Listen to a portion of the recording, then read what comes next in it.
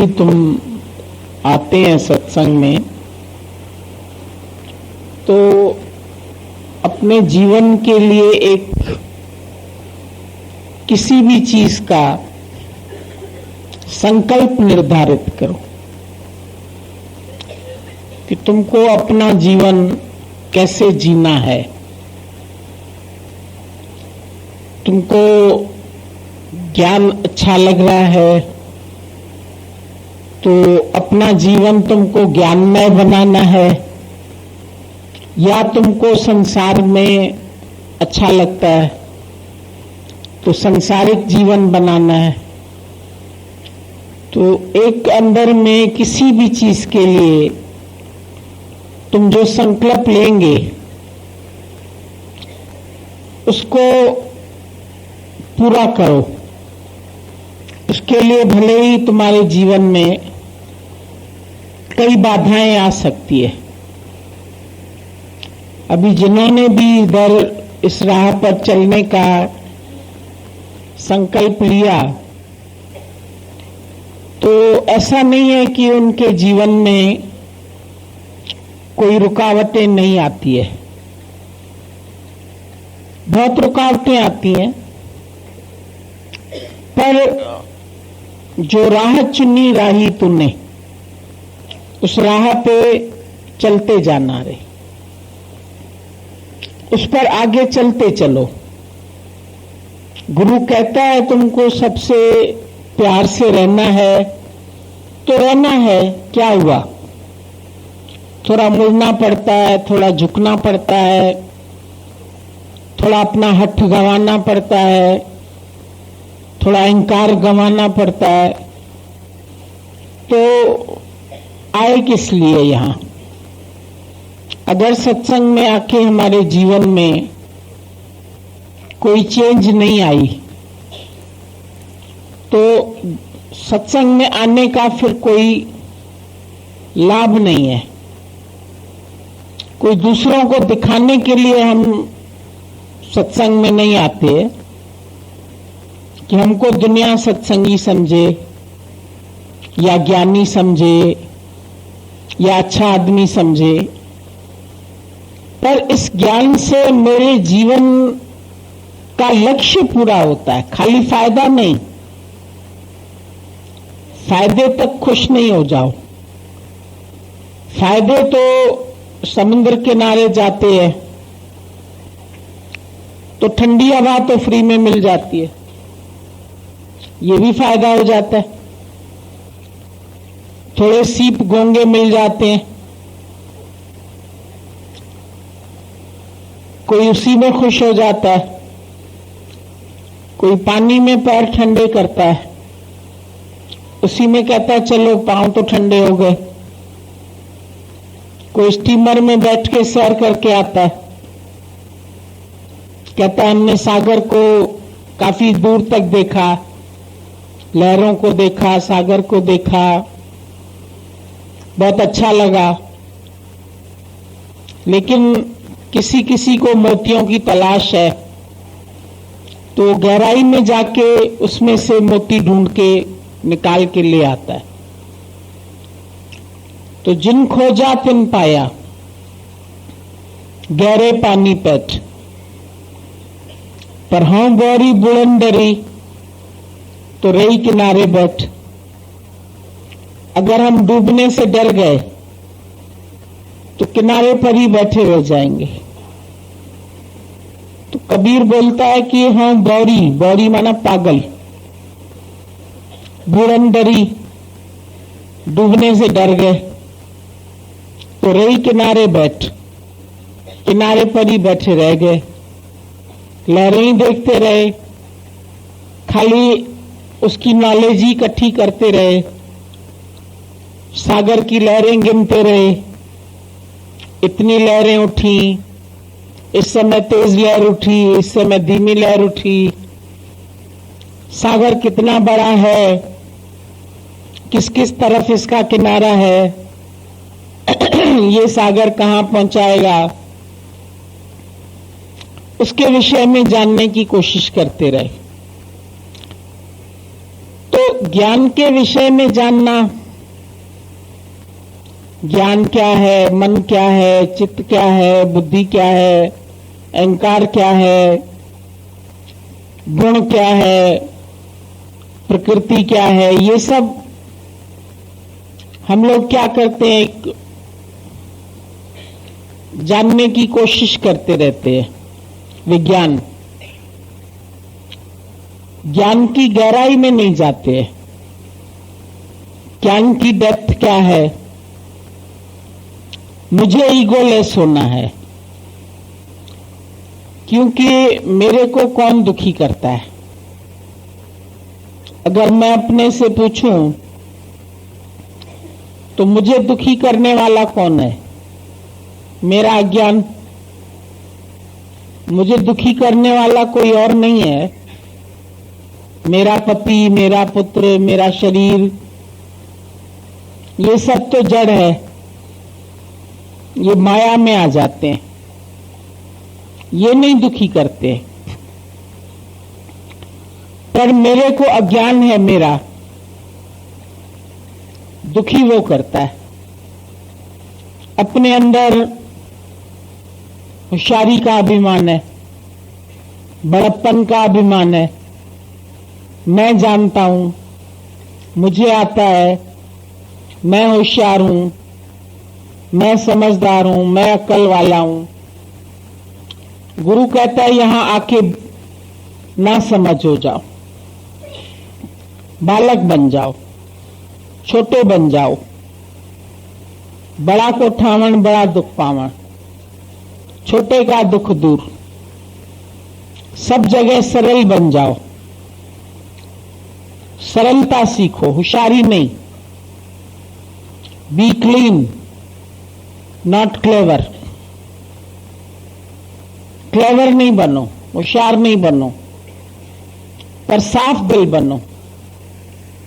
मेरे लिए दुनिया क्या कह रही है, मेरे को दुनिया क्या समझ रही है, मेरा इससे कोई मतलब नहीं है। मैं अपने को क्या समझता हूं,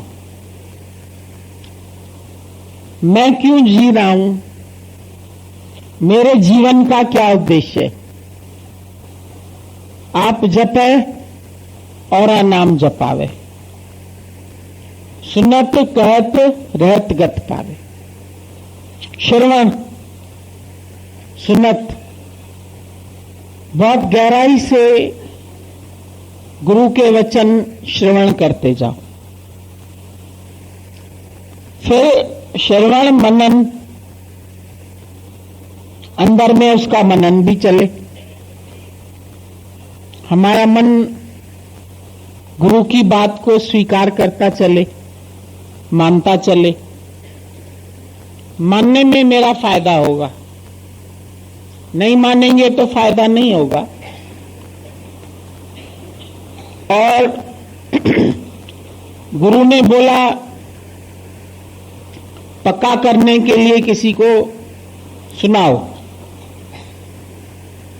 सुनाओ किसी को, पर उसका गुरु बन के नहीं, आदेश देने के लिए नहीं, उपदेश देने के लिए नहीं, पर अपना ज्ञान पक्का करने के लिए, अपना रिवीजन करने के लिए। मेरा रिवीजन होता है जब अभी समझो तुमने ज्ञान सुना, अभी घर जाके तुम दिमाग में पॉइंट्स कलेक्ट करो, क्या सुना, क्या सुना, क्या सुना। लिखा तुमने, सारी पॉइंट्स तुमने लिख ली, फिर भले ही वो एक पेज तुमने किसी को पोस्ट कर दिया, तो ऐसा नहीं कि तुम उसके गुरु हो इसीलिए तुमने उसको ज्ञान दे दिया, पर तुमने रिवाइज किया, तुमको अच्छा लगा, फिर तुमने किसी और को दे दिया, तो उसको भी फायदा हो गया, उसका भी दुख निवृत्त हो गया, वो भी खुश हो गया, तो उससे भी तुमको खुशी मिली, डबल बेनिफिट हो गया। तो सुन्नत कहत रहत, कहोगी, फिर उसमें तुम्हारी अंदर से रहत भी बनती जाए। रैणी, बोला कैणी का मण और रैणी की रति, एक रति भी नाम तेरे की जिस घट में बस जाए, भूल जाए वो सारे जग को, सुख साचा वो पाए। ये ज्ञान कोई बहुत ज्यादा सीखने का नहीं है, खाली समझ चाहिए, राइट। गुरु क्या करता है? हमारा विवेक जागृत कर देता है। गुरु के पास आके हमको दो फल मिलते हैं, विवेक और वैराग्य। जब विवेक जागृत हो गया तो समझ में आ गया सच क्या है, झूठ क्या है, माया क्या है, भगवान क्या है। माया सारी क्षण क्षण में बदलने वाली है, सारी माया हमेशा रहने वाली नहीं है, जगत हमेशा रहने वाला नहीं है, अपना शरीर भी क्षय होने वाला है। एक एक मिनट में मृत्यु की ओर जा रहा है। मृत्यु एक दिन में नहीं आती है, रोज एक एक दिन तुम्हारा कम हो रहा है और तुम मृत्यु के नजदीक जा रहे हो। बूढ़े तुम एक दिन में नहीं होते हो, बुढ़ापा भी एक एक दिन में आगे आता जाता है। फिर अचानक तुमको लगता है हाँ अब शरीर की ताकत कम हो रही है, अब शरीर में व्याधियां आ रही है, अभी दुख आ रहे हैं, अभी तकलीफ आ रही है, अभी घुटनों में दर्द हो रहा है, अभी चल नहीं पाते हैं, अभी कानों से सुन नहीं पाते, अभी देख नहीं, तो समझ में आ जाता है भाई अभी वृद्धावस्था आ रही है। तो ऐसा नहीं है कि वृद्धावस्था को तुम्हें प्यार नहीं करना है, उसको भी प्यार करो। ठीक है, जवानी में ही सीख लिया, शुक्र है हमको सही समय पर गुरु मिल गया जिसने हमारी समझ को सही कर दिया। गुरु और कुछ नहीं सही करता है, तुम्हारी परिस्थितियां नहीं सही करता है, तुम्हारे घर के लोगों को नहीं सही करता है, पर तुम्हारी समझ को सही कर देता है। अंडरस्टैंडिंग, तुम्हारी सोच, जैसे जैसे तुम्हारा सोच सही होता चला जाता है ऐसे ऐसे तुमको दुनिया बहुत अच्छी लगने लगती है। पहले इसी दुनिया में तुम सबको क्रिटिसाइज करते थे, भगवान की सृष्टि को भी क्रिटिसाइज करते थे। भगवान तेरे राज में अंधेर है अंधेर, भगवान तेरे को ये करना चाहिए, तेरे को ये नहीं करना चाहिए। किसी व्यक्ति की भी निंदा करते रहते थे, ये आदमी ऐसा है, ये आदमी ऐसा है, ये अच्छा है, ये बुरा है, इसके अंदर क्रोध है, इसके अंदर कामना है, इसके अंदर हठ है। मन दूसरे में पड़ा हुआ था, सारा दिन दूसरे का ही विकार हम देखते रहते थे। अब गुरु ने वो नजर बदल दी, बोला दूसरे को नहीं देखो, अपने को देखो। तुमको दूसरा क्यों बुरा दिखाई दे रहा है? क्योंकि बुरा जो देखन न चला तो बुरा न मिला कोई, पर जो दिल खोजो अपना तो मुझसा बुरा न कोई। तो अब कबीर जैसे व्यक्ति ने कहा मुझसा बुरा न कोई। अब तुम्हारे में से कोई कबीर को बुरा नहीं कहता है, लेकिन कबीर ने अपने को बुरा क्यों कहा? वो अंदर की गहराई से अपने द्वैत को, अपने अहंकार को, अपने विचारों को, अपने मन को पहचान गया था। तो उसको समझ में आए कि हमारे जो विकार है वो मेरे में ही है और मेरे को ही तंग करते हैं और मेरे को दूसरे को बुरा दिखाते। अपने अंदर की दृष्टि खराब है जो मेरे को दूसरे में बुराई दिखाई दे रही है। लेकिन जब मैं अपनी दृष्टि को ठीक कर देता हूं तो फिर दुनिया में कोई बुरा दिखाई ही नहीं देता है। अब तक बहुत लोग बुरे दिखाई देते थे, भगवान भी बुरा दिखाई देता था, भगवान का किया हुआ भी बुरा दिखता था। अब गर्मी क्यों कर दी? गर्मी को कोस रहे थे,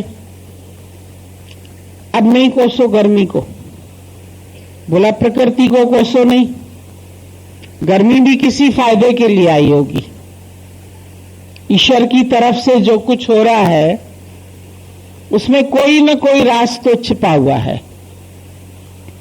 सर्दी होती है तो सर्दी में सर्दी की निंदा करते हैं, अरे बहुत जाड़ा पड़ रहा है, इतना टेम्परेचर हो गया, इतना कम हो गया, तो सर्दी की भी निंदा नहीं करो। वर्षा की निंदा करते थे, इतनी बारिश पड़ रही है, बंद ही नहीं हो रही है। अरे भाई नहीं बंद हो रही है, इसमें भी राज होगा, खेती बनेगी, तुम्हारे लिए फसल होगी, तुम्हारे लिए फायदा होगा। तुम्हारे जीवन में कोई कष्ट आता है तो भी बोलते हो भगवान ये क्यों किया, इसको क्यों मार दिया, जल्दी क्यों चला गया, इतनी छोटी उम्र में क्यों चला गया, जाना था इसीलिए चला गया, उसके कर्मों का खेल मेरे साथ इतने ही दिन का था, वो पूरा हो गया। फिर उसकी राह अलग है, मेरी राह अलग है।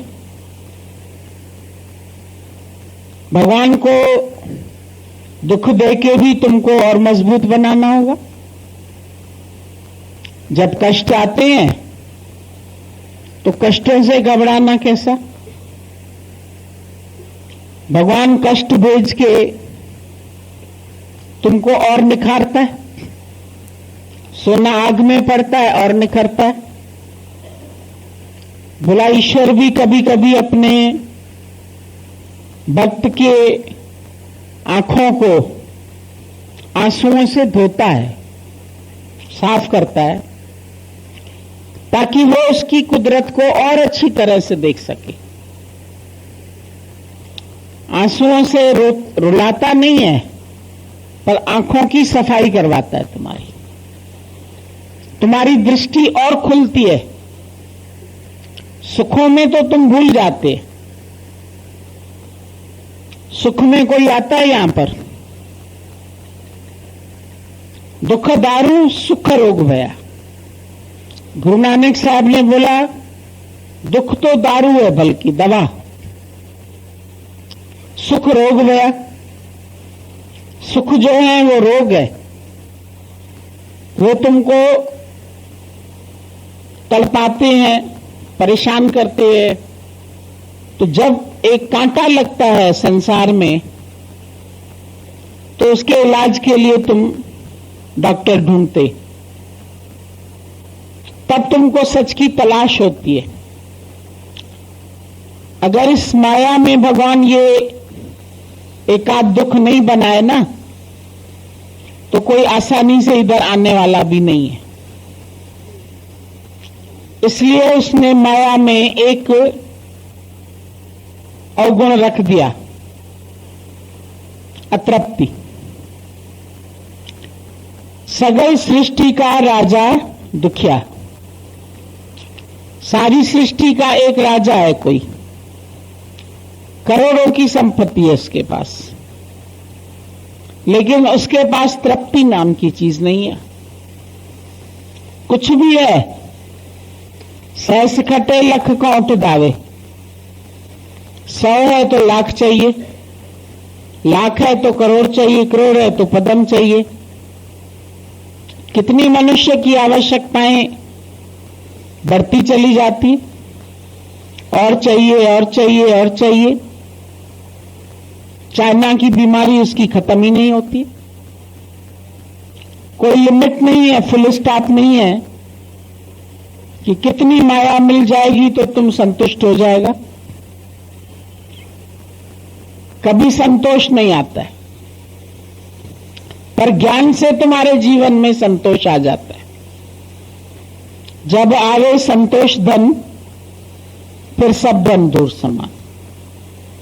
उसके बाद तुमको दुनिया के धन की लालसा नहीं रहती है।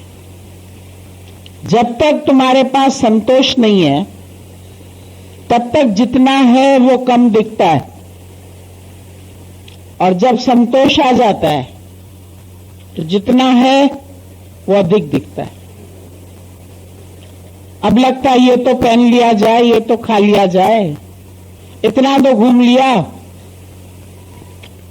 पहले वासना ही नहीं खत्म होती थी, न घूमने की, न फिरने की, न पहनने की, न खाने की। वासना में मन फंसा हुआ था, कहीं न कहीं मन का वास था। अब कैसे गुरु ने सब तरफ से वासना ही हट गई, क्योंकि प्रभु से प्रीत हो गई। इस राह पर कौन बढ़ सकता है? जिसको परमात्मा से प्रेम हो जाए। प्यार हुआ जब प्रीतम से, तो बोला धन धाम खजाना भूल गया। इश्क वाला बढ़ जाता है, बाकी सब बीच बीच में थोड़े थोड़े फायदे होते हैं, पड़ाव मिलते हैं, रुक जाते हैं। अंत तक निभाना, प्रभु मेरी तुझसे निभ जाए। क्यों सब संत बोलते हैं निभ जाए, तोड़ निभ जाए, निभ जाए मेरी तोड़, किस लिए कहते हैं? क्योंकि बीच में ये पड़ाव बहुत घसीटते, कभी कामनी, कभी कंचन, कभी कीर्ति, ये सब लोभ, लालच, प्रशंसा, वाहवाही दुनिया की, ये सब हमको अच्छे लगने लगते हैं। कहां कब मन फिसल जाए, विचारों का भरोसा क्या। कहां फिसल जाए इसका कोई भरोसा नहीं। इसीलिए लास्ट तक गुरु के आगे झुके रहना। निम्रता, निम्रता में ही अमरता है। जितना मिट के चलेंगे, जितना अपने मन को गुरु के अंडर में रखेंगे, एक एक विचार मेरा गुरु को पता होना चाहिए। एक कर्म भी मैं छुप के नहीं करूं। छिपा रहे हैं मतलब गुरु से अभी द्वैत है, अभी गुरु से अद्वैत नहीं है। जैसे इधर तुमको पता है, ऐसे इधर गुरु को भी पता होना चाहिए। मेरा तो जो भी कदम है वो तेरी राह में है, कि तू कहीं भी रहे मेरी निगाह में, मेरे को देख रहा है। दिसन वारो लख अखियुनि सां तोखे सदोरा ॾिसंदो आहे, तुमको देख रहा है, सब जानता है, भले मुंह से कुछ नहीं कहता है। ॼाणण वारो सब तो जाने, मुंह सां कुछ ना चवंदो आहे, भले ना बोले तुम्हें जानता है। तो हम एक एक मिनट में बहुत गलतियां करते रहते हैं। गुरु का काम है हमको हमारी गलती बताना, इसीलिए ही हम अपने ऊपर गुरु को रखते हैं। पर वो प्रेशराइज नहीं करता है कि हाँ मेरी बात ही मानो, प्यार से बता देगा। मानोगे तो तुम्हारा भला है, नहीं मानोगे तो तुम जानो। वो उसका प्यार है, वो तुम्हारा तैशी है, इसलिए तुमको बता देता है। तुमसे चिढ़ता नहीं है, तुमसे गुस्सा नहीं करता है, तुमसे नाराज भी नहीं होता है, पर बताना धर्म समझता है, क्योंकि तुम उसकी शरण में आए। इसलिए वो समझता है ये मेरा धर्म है, मैं इसको बता दूं कि कहां तू अभी गलत है। अभी मानो या नहीं मानो, वो तुम्हारी मर्जी। तुम मानते हैं, अपने को चेंज करते हैं, तुमको आनंद मिलता है। नहीं मानते हैं तो तुम दुखी रहते। बाकी ज्ञानी तो कामना रहता है, उसको किसी तरह की कोई कामना नहीं। प्यार भी उसका बहुत जबरदस्त है, क्योंकि वो अपना आप देखता है। वो हमको दूसरा जान के प्यार नहीं करता है, हमको स्वार्थ से प्यार नहीं करता है। पति का, पुत्र का, पत्नी का, सबका स्वार्थ से संबंध है, लेकिन गुरु का हमारे स्वार्थ से कोई संबंध नहीं है। दुनिया में सब स्वार्थ से प्रीत करते, स्वार्थ लाग करे सब प्रीति, सुरनर मुनि की यही रीति। सब स्वार्थ से एक दूसरे को पूछते, पर गुरु का है निस्वार्थ भाव। वो प्यार कर सकता है, वो तुमको अप्रिशिएट करता है, तुमको ऊंचा उठाने की संकल्प से, वाणी से, दृष्टि से, हर तरह से वो चाहता है तुम भी अपने लक्ष्य को प्राप्त हो जाओ। संत करे आप समान। आप समान कोई शरीर से नहीं, लेकिन जो मेरे विचार है वो तेरे विचार हो जाएं। जैसा मेरा जीवन है ऐसा तेरा जीवन भी हो जाए। वो हमको दुखी करने के लिए क्रिटिसाइज नहीं करता है। कभी कुछ बोलता है तो मन समझता है हमको क्रिटिसाइज कर रहा है, पर हमको सावधान कर रहा है। अगर हम सावधान हो जाते हैं तो हमारा फायदा है। बुद्ध भगवान से किसी ने पूछा कि संसार में ज्ञान तो सुन लिया, अब कैसे रहे? बोला जैसे रहते थे ऐसे ही रहो। बोला ऐसे ही रहो मतलब जैसे खाते थे ऐसे खाओ, जैसे चलते थे ऐसे चलो, जैसे पहनते थे ऐसे पहनो, ऐसे घूमो। बोला फिर अंतर? बोला अंतर ये कि अब सावधान होके चलो। खाए तो विचार कर, बोले तो विचार कर, किसी को हर्ट तो नहीं किया। जे तू मिलण मालिक सां चाही, मता दिलड़ी तू कंहिंजी दुखाई। किसी का दिल नहीं दुखी करो। ऐसा वचन बोलो जिसमें मिठास हो। मिठाई मत खिलाओ, लेकिन मिठास मुख में तो होनी चाहिए। लठमार बोली से नहीं बोलो, आदेश की बोली से नहीं बोलो। अगर एक बच्चे को भी काम कहना है तो उससे पूछो बेटा ये कर दोगे? गीता भगवान बोलते थे जैसे तुम पड़ोसी के बच्चे को बोलते हैं, बेटा तुम यहां जा रहे हो, क्या मेरा ये काम कर दोगे? अगर वो बोलता है हाँ हम आंटी कर देंगे आपका, तो तुम खुश होते हो। और जब करके आता है तो बोलते थैंक यू बेटा थैंक यू। पर अपने बच्चे को जा ये करा, नहीं करेगा। देखो ये आजकल की औलाद है, कहना ही नहीं मानती, तो गुस्सा आ जाता है। ज्ञानी को गुस्सा नहीं आता है, वो ऐसे बोलता है जैसे अपना आप देख के। माने तो भी ठीक है, नहीं माने तो अच्छा है। दादा ने बोला कोई तेरा काम करे तो थैंक यू, कोई नहीं करे तो डबल थैंक यू। किसी ने बोला दादा डबल थैंक यू क्यों? बोला इसीलिए क्योंकि उसने तुम्हें सेल्फ डिपेंडेंट बना दिया। अब वो जाके काम तुम खुद करोगे। समझो तुम किसी के साथ बैंक जाते हो, बार बार कहते हो तुम फॉर्म भर दो, तुम ये कर दो, तुम वो तुम्हें एक बार जोर से कहता नहीं अब आज जाके तुम खुद ही करना अकेले। पहले तो तुम्हें गुस्सा आएगा, मैं अकेले कभी गया हूं जो अकेले जाऊं? फिर अकेले जाओगे तो हिम्मत आ जाएगी तुम्हें। वहां कई हुए सहायक तुम्हारे, पूछो कैसे फॉर्म भरा जाता है, कैसे पैसा निकाला जाता है, कैसे रखा जाता है।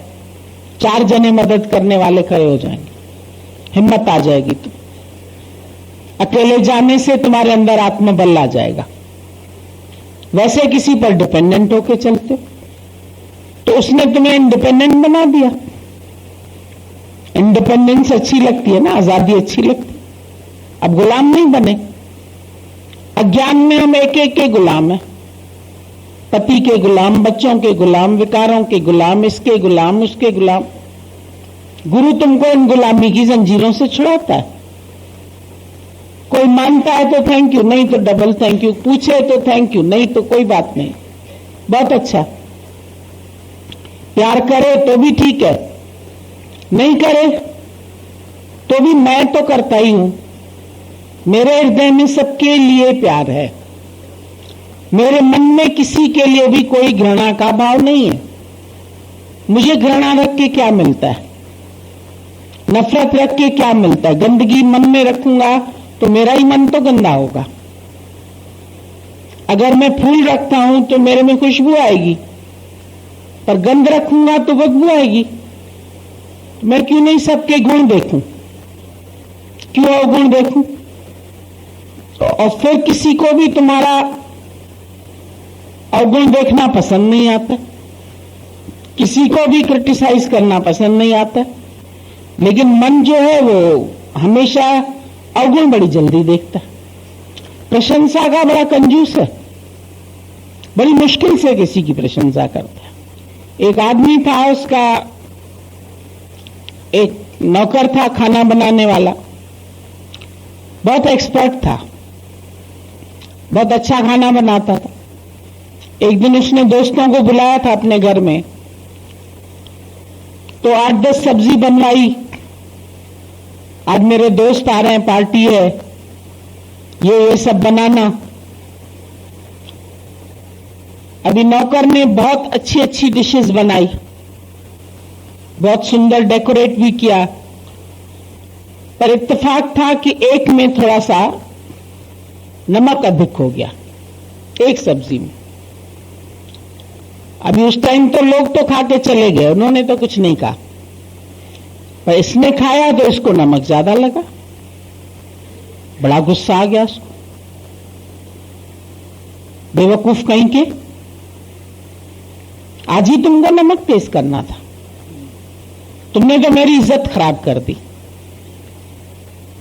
कितनी मुश्किल से तो मेरे दोस्त आए थे, पार्टी की थी मैंने, आज ही तुम्हें नमक तेज करना था, आज ही ऐसा खाना बनाना था। बहुत उसके ऊपर नाराज हुआ। खैर वो नौकर समझता था मालिक का थोड़ा सा नेचर ऐसे है, बेचारा एडजस्ट कर लेता था। फिर दूसरी बार 10-15 दिन के बाद फिर पार्टी हुई, फिर इसको कहा, बोला इतनी इतनी सब्जियां बनाओ, ये बनाओ, वो बनाओ। बेचारा जुट गया बनाने में, फिर सब बनाया उसने अच्छा, सब लोग खाए, बहुत खुश हुए। खुद ने भी जब खाया तो हर चीज उसको परफेक्ट लगी, सब ठीक ठाक था, अच्छा था। उसको बुलाया, वो खुश हुआ कि आज तो कोई मिस्टेक नहीं निकालेगा।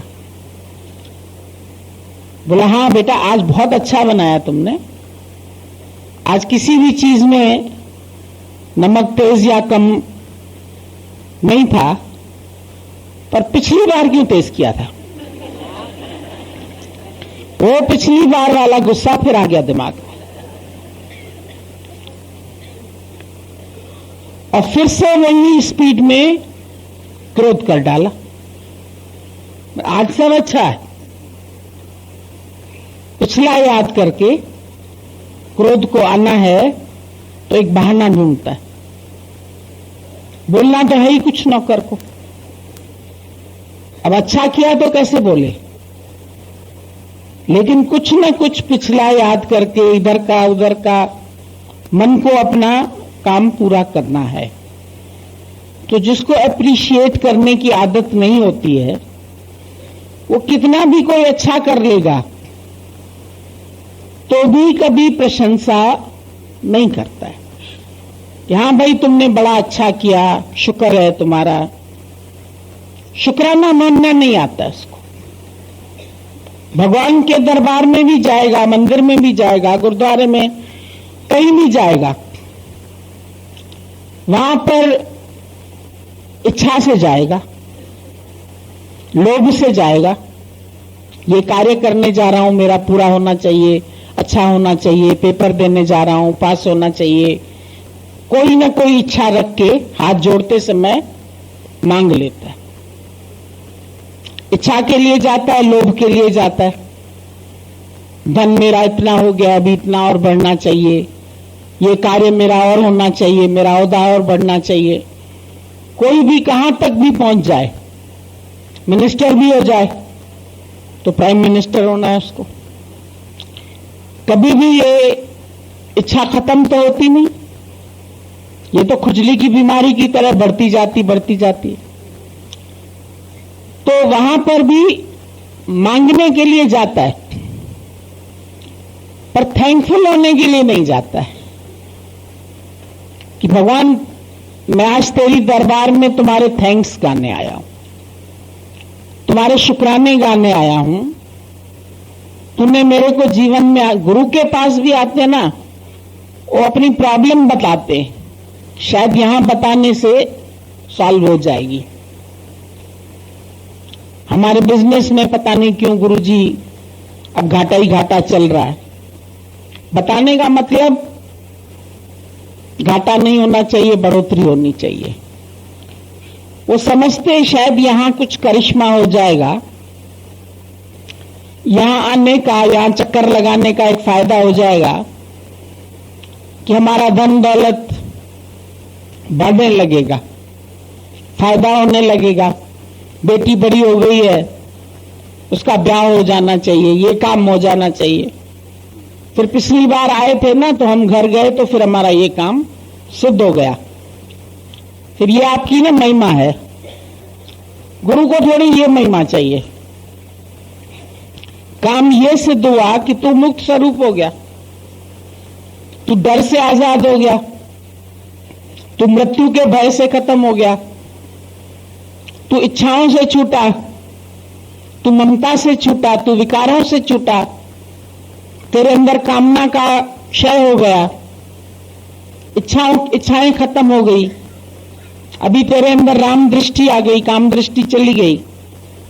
तुम किसी को भी, स्त्री को देखते हो, किस भावना से देखते हो? चाहे अपनी स्त्री को भी, बोला भगवत भाव से देखो, काम दृष्टि से नहीं, राम दृष्टि से देखो। उसमें अगर सौंदर्य है तो किसका है? परमात्मा का है। तुम उसको अगर देह दृष्टि से देखेंगे तो तुम्हारे उसमें शारीरिक आकर्षण हो जाएगा, और जब शारीरिक आकर्षण होगा तो मोह हो जाएगा, मोह हो जाएगा तो अटक जाओगे, फिर कोई छूटेगा तो रोना पड़ेगा। ईश्वर ने दिया सब तुम्हें, तुम्हारे लिए दिया है, पर तुम्हारा तो नहीं है। छोड़ के तो सबको यहीं जाना है, या वो तुमको अर्जुन छोड़ जाएंगे या तू इनको छोड़ जाएगा। तू किसके लिए रोता है? इतना ज्ञान सुना, लड़ाई लड़ रहा है, लेकिन फिर जब अभिमन्यु की डेथ होती है फिर रोने लगता है। तो भगवान उसको दिव्य दृष्टि से दिखाता है, देखो अभिमन्यु तो तुम्हारा बहुत खुश बैठा है, वो तो आनंद में बैठा है। अर्जुन पूछता है तुम जवानी में मेरे को क्यों छोड़ गया? कहता कौन किसका बेटा, कौन किसका बाप। ये सिर्फ पृथ्वी पर हैं रिश्ते नाते, इसके बाद कोई किसी का रिश्ता नाता नहीं है। मृत्यु के बाद न कोई किसी का बाप है, न कोई किसी का बेटा है। कभी था तू बेटा, कभी तू पिता है। तेरे ऐसे रिश्ते हजारों हुए, तुम उन रिश्तों को याद करते रहते। मेरा जवान बेटा चला गया, मेरा वो तो बेटा कहीं जाके नया जन्म लेके खेल रहा है खिलौनों में, किसी के घर बेटा नहीं था, इकलौता बेटा हो गया, वो लाडला होके पल रहा है और तुम यहां रो रहे हो उसके लिए, और ये भी जानते हो रोने से वापस आने वाला भी नहीं है। कितना भी रो लो, कितना भी दुखी हो जाओ, जीवित तो होगा नहीं। बोलते हैं क्या करें, याद आती है, लगता है यहां खड़ा है, यहां खड़ा है, यहां खड़ा है, बात कर रहा है, ऐसे कर रहा है, ऐसे कर रहा है। गुरुजी भूलता नहीं है। बड़ी भयंकर चोट लगा के गया हमको। अभी चोट उसने लगाई कि तेरी ममता ने लगाई? तूने पहले ही क्यों नहीं मोड़ निकाला? तुम पहले ही दूर हो जाओ बंदे, सब तुझको छोड़ कर देंगे, नाता ही तोड़ कर देंगे। क्यों बैठा है संबंधियों से इतना नहीं लगा? तू तो और संबंध बढ़ाता जाता आता है दुनिया में, और बढ़ाता जाता है और बढ़ाता जाता है। बुढ़ापे तक कितने संबंध ऐड करते जाते। अब ये सास, अब ये ससुर, अब ये भाई, अब नंदोई, अब फलाना, अब ढिमका, परिवार बढ़ गया। गीता भगवान ने बोला, पहले भगवान ने 2 टांग वाला तुमको मनुष्य बनाया, शादी किया तो तुम हो गया 4 टांग वाला गधा। 4 पैर वाला पशु होता है ना, तो तुम बन गया पशु।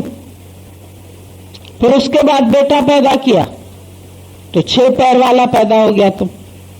मकड़ी, मकड़ी के 6 पैर होते हैं, फंसती जाती है जाले में, फिर फंसता गया, फिर एक बेटा और हो गया, ऑक्टोपस बन गया।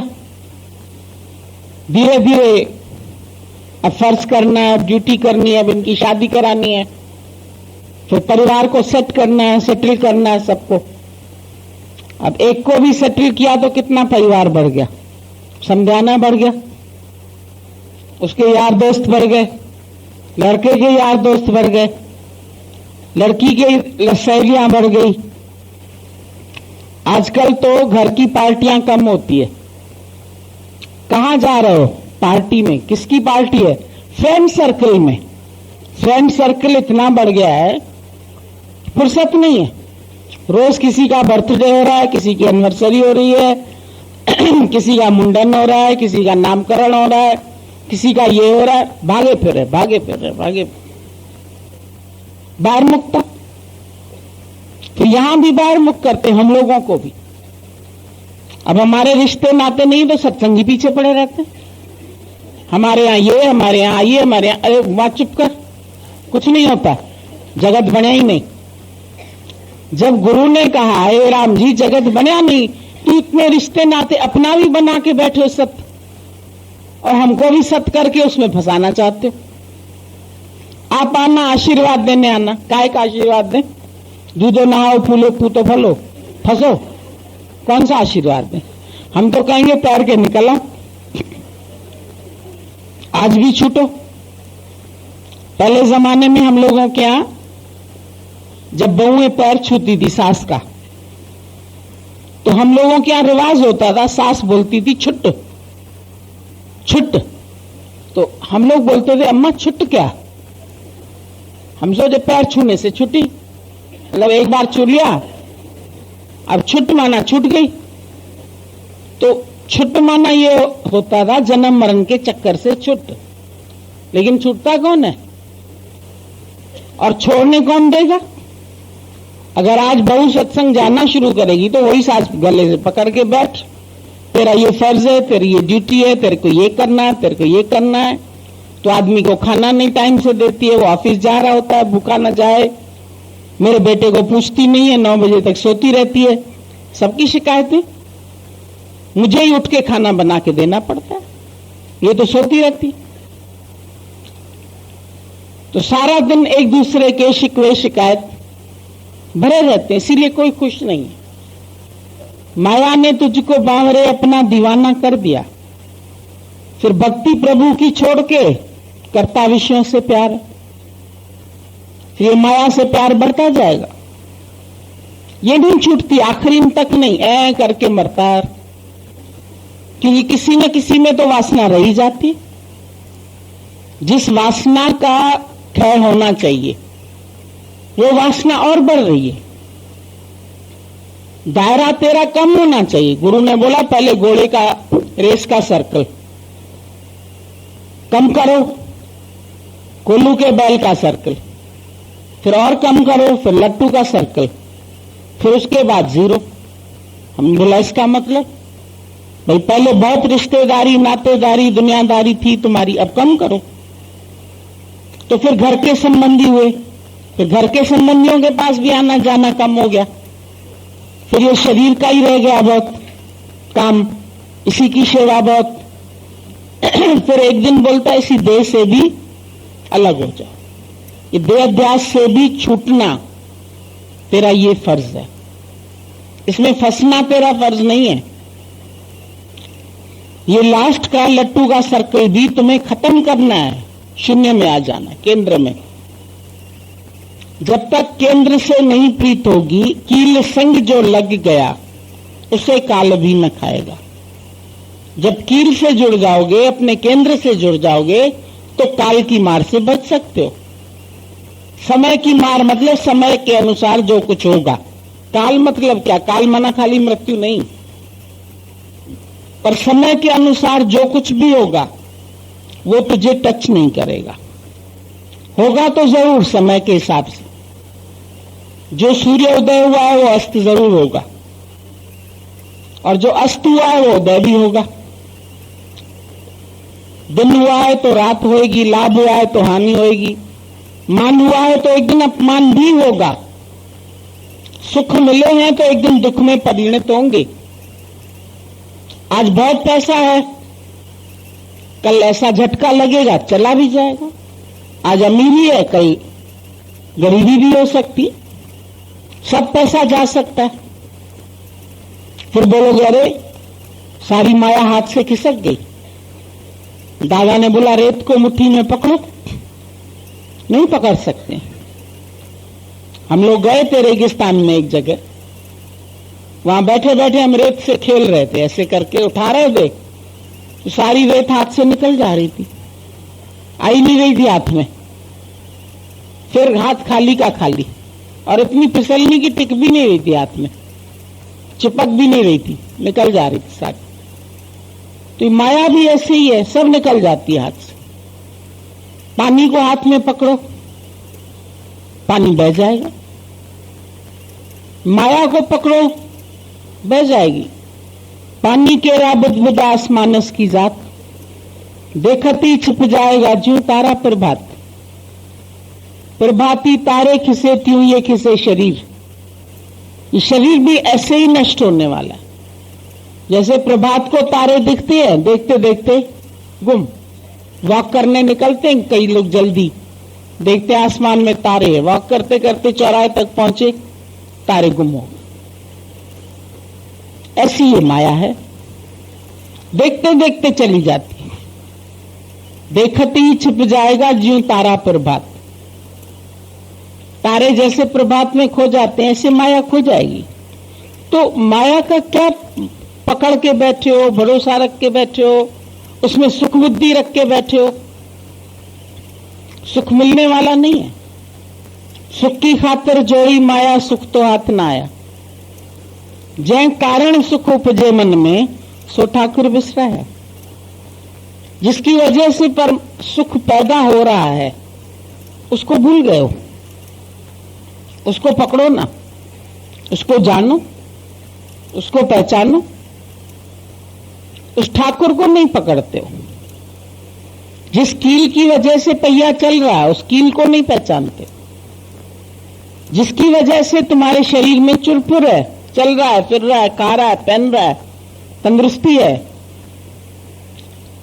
उसको नहीं जान के जड़ शरीर को पकड़ के बैठो। मैं सुंदर हूं, मैं गोरा हूं, मैं अच्छा हूं, मैं स्मार्ट हूं, मेरे को ये आता है, मैं इतना पढ़ा लिखा, मैं होशियार।